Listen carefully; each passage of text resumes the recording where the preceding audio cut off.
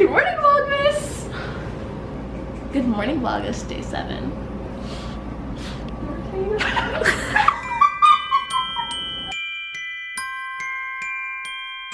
Hey guys. So, I have yet to vlog today, and it is 5:35 p.m. So, I'm really doing great today. Tonight at 7:30, I have this thing called Winter School, which is, actually I've never gone to something like this before, but our church is putting it on. So all I know is we have pastors that came in from Australia, and yeah, I don't know.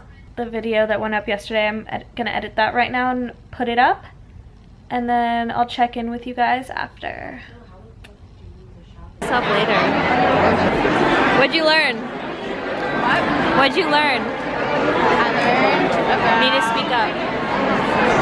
Earlier because I'm in TikTok, so I'm like... Yeah. And it's just like... What did you guys learn?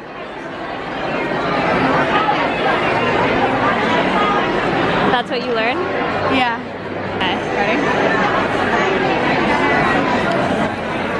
Okay. So Tori, what did you learn? So, now I'm all stumped for words. Okay, so it was a lot. It had me be really honest with myself on where I am with my journey and my walk with Christ, and how you can look at yourself and you can look in the mirror and tell yourself you're in one place. And I'll go more in depth with this later, because when I have my notes, I want to do that later when I go home. I want to go into more depth. But basically, with the steps that he broke it down, it's kind of like I was letting myself move on in steps without actually completing what the step was. So it was like I was working on it, and then I'd find a little gap and I'd squeeze through it and tell myself that I was growing in it. You just ruined such a serious thing.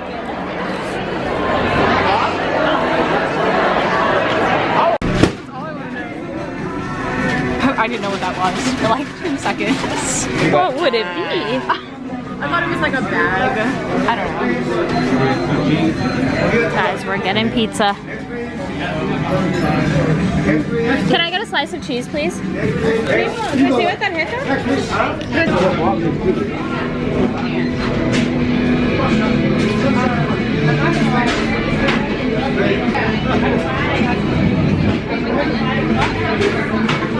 My friend Alex.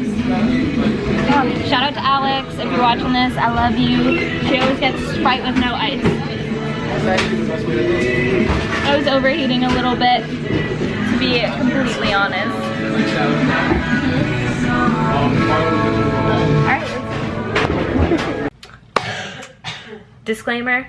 We're about to be talking about a lot of what I learned in church today. I really, really would appreciate it if you guys would watch it. I don't think it's too overflowing in. I think that whether you believe in it or not, you can still take something from it. So please have an open mind. I don't want anyone to think that I'm trying to be disrespectful towards them or anything about me talking about this. I just feel that it's important for me to talk about something that's important to myself. Enjoy watching it.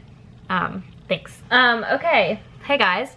So, you got kind of a little clip of, I don't even remember what I was saying, because a lot of times when I go to church and things just really hit me hard, I don't know, on Sunday, that was a whole different hit me hard. Sunday was got me crying, God was coming for my life, I don't know, and this one was more of kind of learning, of more of nodding your head a lot and just being wow, yeah, okay, I get that, that makes so much sense. Wow, okay, that thing that didn't make sense. You know what I mean? Just that kind of thing. So I'm gonna grab my journal. This guy came, his name's Robert Ferguson, and he runs the global teaching something for our church. I'm not sure really what he does. But he was really, really good. So what we did was, it was called Winter School, where we go, and it's basically kind of like a lecture hall sort of situation. I felt like I was just in a night class, but it was like theology and like just kind of like a sermon, but like for a long extended period of time. So he gave us 3 titles. Like he said that this was the first title, then this was the actual title, and this was the actual title. So kind of went like, he went with the journey of life. And so basically it was kind of like, so he started with 2 Timothy chapter 3 verse 16. So this is where he started with, all scripture is breathed out by God and profitable for teaching, for reproof, for correction, and for training in righteousness, that the man of God may be complete, equipped for every good work. So basically saying that like what we need to be doing is we need to be focusing on God, and that he's going to provide us with what we need. And if we know that he will, like if we have faith that he will, he'll do it. And saying that it's like studying the word of God is profitable for teaching, rebuking, correction, and training. Then he spoke about Psalm 84 verse 5 through 7. I'm going to start with verse 4 actually, because I really liked it. It said, "Blessed are those who dwell in your house, ever singing your praise. Blessed are those whose strength is in you." So that's verse 4 and 5. And I just really thought that that was really powerful because, I don't know, sometimes it's nice to remind myself that, like, that even just knowing that you're in his presence, you're already blessed by that, to have that knowledge, and I think that's really cool. And then there in same thing, Psalm 84 verse 1 and 2, there, "How lovely is your dwelling place, O Lord of hosts. My soul longs, yes, faints, for the courts of the Lord. My heart and flesh sing for joy to the living God." And I thought that that was, and then verse 3 is, "Even a sparrow finds a home, and a swallow a nest for herself, where she may lay her young at your altars." And I thought that that was so beautiful in like the sense of like, I don't know, for me being so far away from my home, and I feel like a lot of people can relate to this, especially if you go to college where you're not living at home. You can feel that you're displaced, and you feel like you're trying to make this new place your home. And it's hard, obviously, because you have your expectations of what your home life is, and you want it to be like that. And like, you didn't build your home, like your parents like built your home and whatever, and like they created that environment for you to go into once you were born. So now you're kind of like starting over, and I think this was really just kind of like calming of like that my home is in him. And yeah, then we went on and spoke about basically like, he referred to it as a pilgrimage. He told a story on he went to go visit somewhere. Is it bad that I don't remember where? I was trying really, you know, guys, I got a Bible, so now, you know, real deal. So I was like actually trying to, because I always do it on my phone. So I was like, I want to do it on a real book, a real live book. So I was trying to find all the verses, and it was hard. So I would like miss things. What he was saying was that he went to this place, and I don't know, I don't want to say the wrong thing. So anywhere, wherever he went, Jesus walked there. And so he was like asking like where Jesus walked, and basically you can't do that because of erosion and whatnot, and now like you can't, because that ground that he walked on is no longer there, because that was a long time ago. And then he kind of asked the question of like, why do we want to walk in other people's paths, and like whose paths should we want to walk in? Basically, he's saying that a pilgrimage brings blessings, and it enables you, and it is transformative and indicative, which speaks of what is to come. That's what that means. I didn't know what it means, and then he said that. Explained it. So he gave a story about this guy that, it was like, I don't know, hypothetical or whatever, but I don't know. Anyway, story. The guy he'd only ever seen bugs, right? Yeah, he'd only ever seen bugs, and he'd never seen like big animals or whatever. And he saw a buffalo in the distance, and so since it was in the distance, it looked really small. And so he said something about it being a bug, and the person was like, "That's not a bug, that's a buffalo," because they could see further, and they knew how big it actually was, and that it was just looking small from their perspective. And the guy was like, no, you're crazy. That's a fly. Like, it's tiny. How could that be a buffalo? And then they started getting closer and closer and closer to it. And obviously it grew bigger and bigger because you're getting closer and it's getting its normal size in your eyes. And he was scared and he was confused why it was getting bigger and why this bug was getting bigger. And he related that to that God has promised us something so big, and that maybe sometimes it's that like we lose perspective, or like our perspective changes, and so we're looking at something like what God has to offer us, which is like heaven and everlasting life, and we're looking at it and then we just kind of like want to live in our own stuff and we want to do our own things because that's so far away, and it's so like, it's such a big thought that you're like, oh, I'd much rather just live in my own life, which is something I do a lot. Like that I'll just be like, oh, like this is a lot of work and it's easier to just do what I want to do. And so I don't know, this man was like hardcore. Like he was like borderline rude, he was a little rude in the way that he was like saying some certain things, but like at the same time it was like it hit hard. Yeah, and he was just saying like God wants you to be free, he wants you to have a prosperous life, he wants you to feel safe, and he wants you to be generous, and he wants you to be blessed with a loving community. And I think that that's all awesome. And basically that all you have to do for all of this is just to start walking in it. And that doesn't mean that you have to be perfect, like at all, or anything like that. He told a story of when he had his children and they were toddlers and they were learning how to walk. When they would fall, he wouldn't get mad at them for falling. He would pick them back up, cheer them on, and cheer them on to continue to walk. And so it's like sometimes we forget how gracious God is and how forgiving he is. And we think that we're gonna get in trouble for messing up and for doing these things, but no, like really he wants to pick us up and he wants us to keep moving and he wants us to not dwell on our mistakes. So I think that that was something that like I really needed to hear. And then they had a little break, and then there was a interview with him and his wife. They discussed like being single, and I thought it was really funny. And the woman, what she said was really cool, was that Jesus was single. And so sometimes we look at it as such a negative thing, but no, like Jesus lived in a way that showed you don't need to have another person to feel fulfilled. Like he was a perfectly whole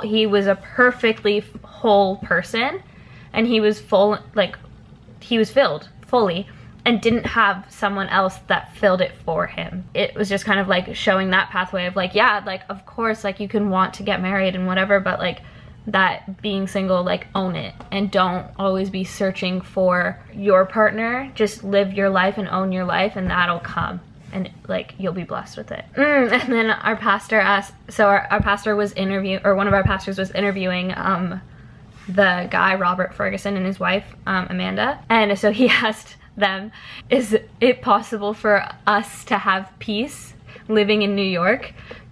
Because, you know, people are like rude in New York and we get frustrated and everyone gets frustrated and whatever. And what they said is that like peace is obviously for everyone. And this line was just so wild to me because I don't know, like I feel like anytime that I feel angry or I feel like anxious or I'm just like I'm upset and I don't want to be upset about a situation, and it's just like one of those situations where you're like, oh, God, like I don't want to feel this way, like I don't, like you know that your head is like not in the right area. It's like something made you mad and it's something that you kind of know shouldn't have made you mad, but it still did, and so you're trying to push it away, but the more you try to push it away, the more intense your feelings get. And so you're like, and I always find myself in that time wishing away those feelings, of pushing that away, like having that be absent from my life. Then I would feel peace if I didn't have those feelings. And what he said was, peace is not the absence of something, it is the presence of someone. Which was just like, whoa. Which is so like true for myself, of like when I'm actually praying for like peace over my heart and like over my mind, and when I'm like really, really upset and I'm like wishing away all of like my anger and whatever, but it's more of like I kind of want to be angry, but at the same time I don't want to be angry. But then that moment when I'm actually like God, bring me peace, rather than saying like, take away my anger. That in that moment, like almost immediately, every single time, my entire body like flushes, and this like, and that feeling's gone, and I like can't even grasp it, and I like almost forget sometimes what I was even feeling or why I was feeling that way. I don't know. So that line, peace is not the absence of something, it is the presence of someone. It was just like so awesome. And then started part 2, and this was like more being honest with yourself, of like asking yourself, where are you on your own path? And that's what I was kind of touching on in the beginning, or when Leanna was recording me. We did like the stages of a journey, and basically he went through what the stages were for people in the Bible when they were going through their journey, and then he related it back to the way that we would go through our own journey now, metaphorically. You know what I mean? Stages of a journey, sacrifice was number 1, and if you sacrifice but then you don't apply your sacrifice, then it's not really like, what's it for? It's almost like if you really wanted to go do something but you knew you had to do homework, and so you don't go do that thing, and then during that time when you said you were going to be doing your homework, you don't even do it. You know what I mean? So it's like you sacrificed something that you really wanted to do so that you would do something that you had to do, but then you didn't even do what you had to do. There we go, 1. And then 2, crossing the sea. So it's like where like you are like made new and like are prepared to go into the wilderness. I don't know, this part was a little like iffy with me on this situation. I was trying to grasp it and like pay attention, but sometimes I get lost. So then number 3 was you must be tested, and that we're going to be tested in life, and which is obvious. Number 4, you enter into the land, and then number 5 is you own it. So it's like, it's one thing to like for them to have entered into the wilderness or exited the wilderness or whatever, but then they have to also own it, and they have to like live in their, what it says is own your inheritance and own what like God has given you, and then how to apply it to our lives. So that was just like the way that it was supposed to be for like other people, or like in the Bible or whatever. But then in ours, it's the first thing is to take the step of identity, and knowing your identity in God and in your relationship with him and in how you feel. Just kind of like reading the Bible or taking time and sitting down and praying about it, and just like really thinking about like, where do you identify yourself? And like, which like obviously like, I don't know, it takes time. Like the fact that I'm talking about this on a vlog and I'm like actually gonna post this, I think I'm just like talking right now and ranting and more just going over it in my own head, and I'm not entirely thinking about the fact that people are gonna be watching this. So if you're watching this, thanks for watching it. Really appreciate it. Thank you for having an open mind. Number 1 was take the step of identity, and the verse we were given for that was 1 Corinthians chapter 15 verse 10. By the grace of God I am what I am, and his grace toward me was not in vain. On the contrary, I worked harder than any of them, though it was not I, but the grace of God that it was with me. But by the grace of God I am what I am, and his grace toward me was not in vain. So like, I don't know what if that like sits with you or anything, but like, we have this song at church that it's not out yet, but like they're like starting to play it at church to like get us to know it or whatever. But the lyrics are, I'm chosen, I'm not forsaken, I am who you say I am. You're for me, not against me, I am who you say I am. So, which is saying that like, you're not what other people say about you, you're not what people comment about you, you're not even what sometimes you look in the mirror and tell yourself you are.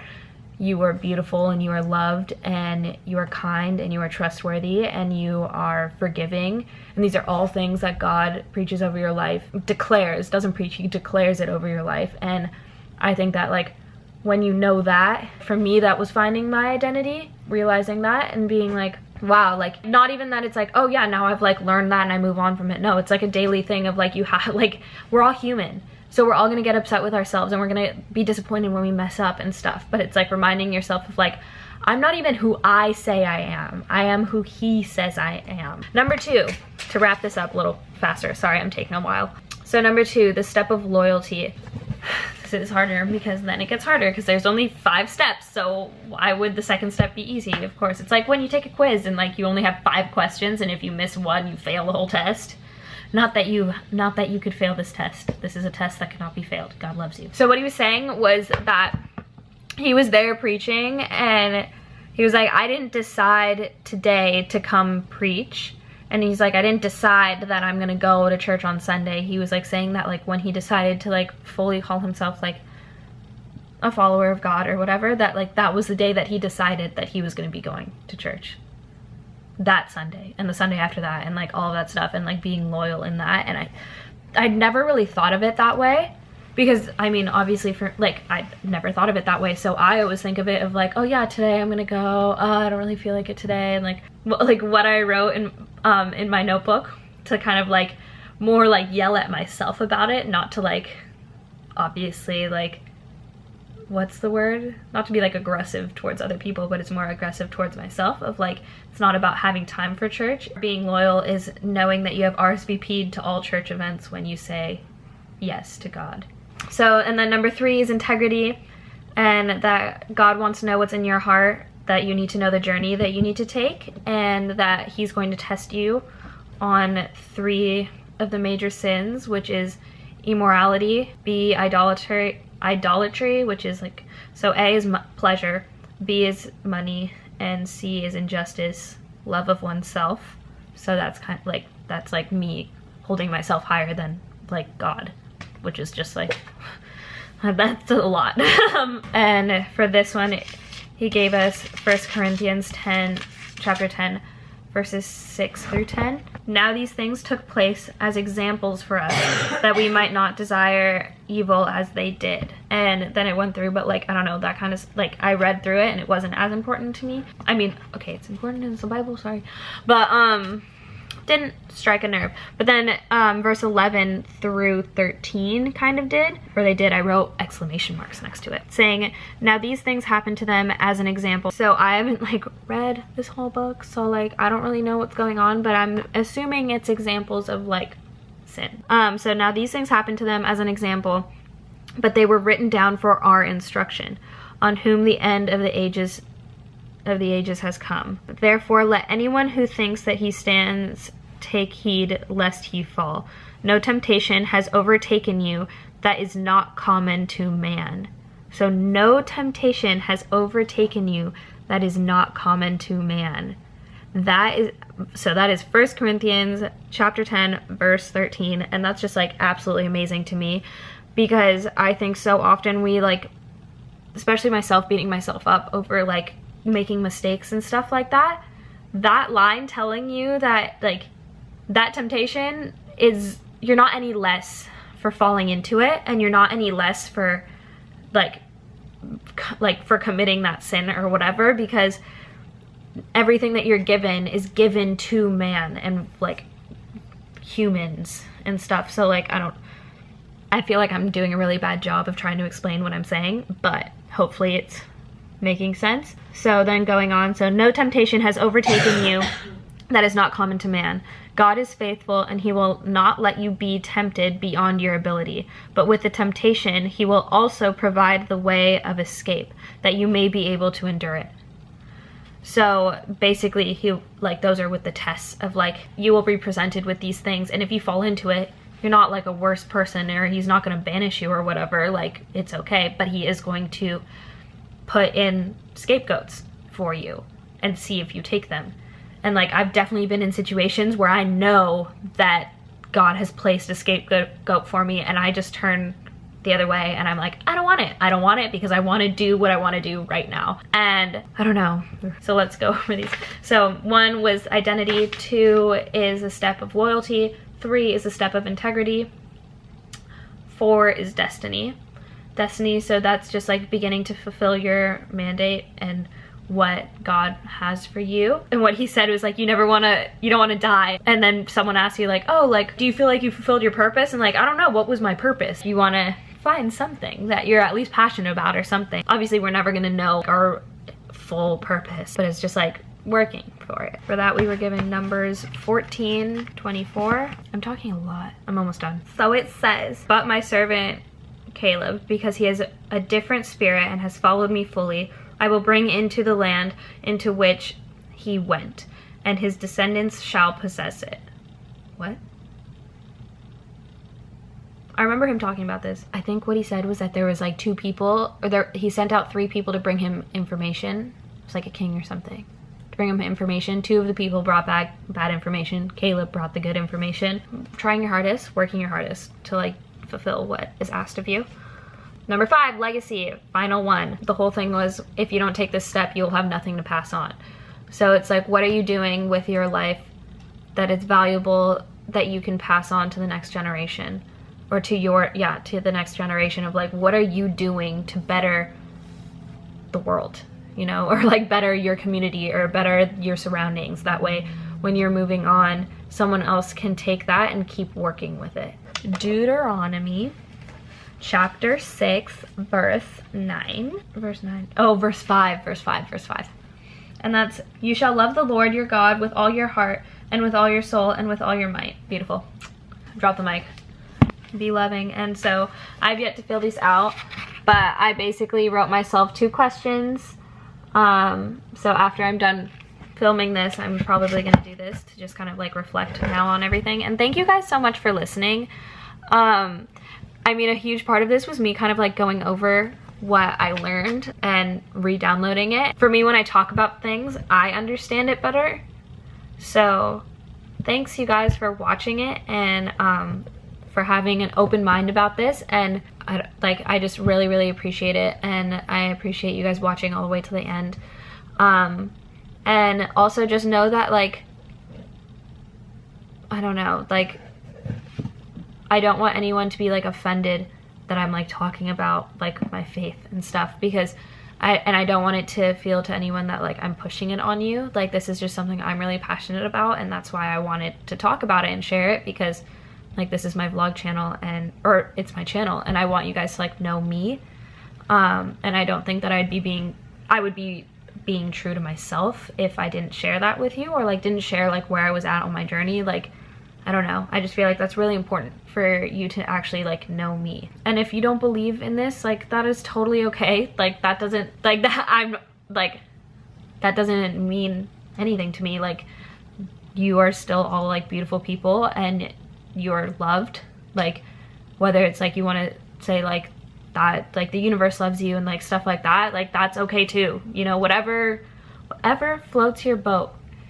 You have the right to your opinion, and you have the right to the way, however you want to think, and I respect you, and yeah, and I love you. So I just don't want to think that I'm coming for anyone right now. Should I put that at the beginning? Okay, let's do a disclaimer. So that's it. Yeah, wow, that was a lot. Thanks you guys for listening to that. I will see you guys in tomorrow's vlog.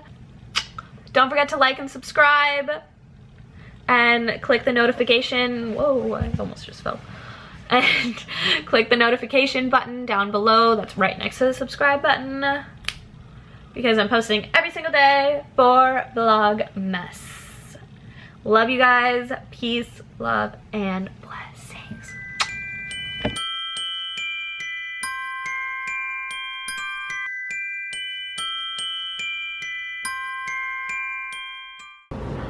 Good night, VLOGMAS.